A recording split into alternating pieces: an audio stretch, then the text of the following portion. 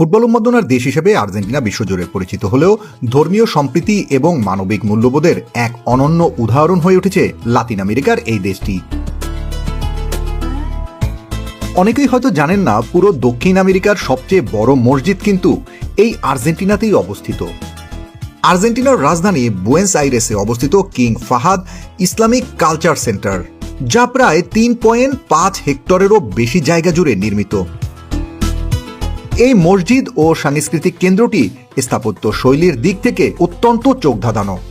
তবে ধারণ ক্ষমতার দিক থেকে বাংলাদেশের জাতীয় মসজিদ বাইতুল মোকাররমের চেয়েও কিন্তু অনেক বড়, যেখানে প্রায় 40,000 মানুষ একসাথে নামাজ আদায় করতে পারে। আর্জেন্টিনায় বসবাসকারী মুসলিমরা কোনো বৈষম্য, বাধা বা অত্যাচারের শিকার হওয়া ছাড়াই অত্যন্ত শান্তিতে এবং ধর্মীয় সম্প্রীতির মধ্য দিয়ে তাদের ধর্ম পালন করতে পারে, যা আমাদের পার্শ্ববর্তী দেশ ভারতের মুসলমানরাও পারে না। দেশটির সরকার ও সমাজ ব্যবস্থাটাই এমন, যেখানে সকল ধর্মের মানুষ সমানভাবে তাদের ধর্ম উপভোগ করতে পারে। অনেকেই মনে করে পুরো আর্জেন্টিনার মানুষ হয়তো একটি নির্দিষ্ট রাজনৈতিক বা ধর্মীয় গোষ্ঠীর সমর্থক, কিন্তু বাস্তব চিত্র কিন্তু পুরোই ভিন্ন।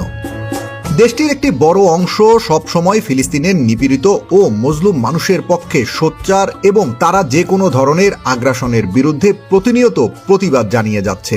কিন্তু যারা না জেনে আর্জেন্টিনা ও মেসিকে নিয়ে মিথ্যা অপপ্রচারে লিপ্ত, তাদের জানা উচিত যে মেসি 2018 সালে ইসরায়েলের বিপক্ষে ম্যাচ বাতিল করেছিলেন। এমনকি নেতানিয়াহু সেই ম্যাচ যেন বাতিল না করতে পারে মেসিরা, এজন্য তিনি তৎকালীন আর্জেন্টিনার প্রেসিডেন্টকে ফোনও দিয়েছিলেন। কিন্তু মজার ব্যাপারটা কি জানেন? আর্জেন্টিনার তৎকালীন প্রেসিডেন্ট মাউরিসিও মার্কি স্পষ্ট জানিয়ে দিয়েছিলেন, এটা সম্পূর্ণ ফেডারেশনের ব্যাপার, তার কিছুই করার নেই এক্ষেত্রে।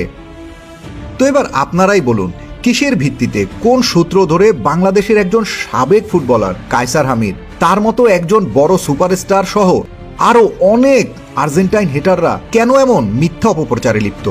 আপনি একটি দেশকে পছন্দ নাই করতে পারেন, তাই বলে কি মিথ্যা তথ্য দিয়ে বিভ্রান্ত ছড়াবেন? এই অধিকার আপনাকে কে দিয়েছে? প্রশ্নটা তোলাই থাকলো। Team football news desk.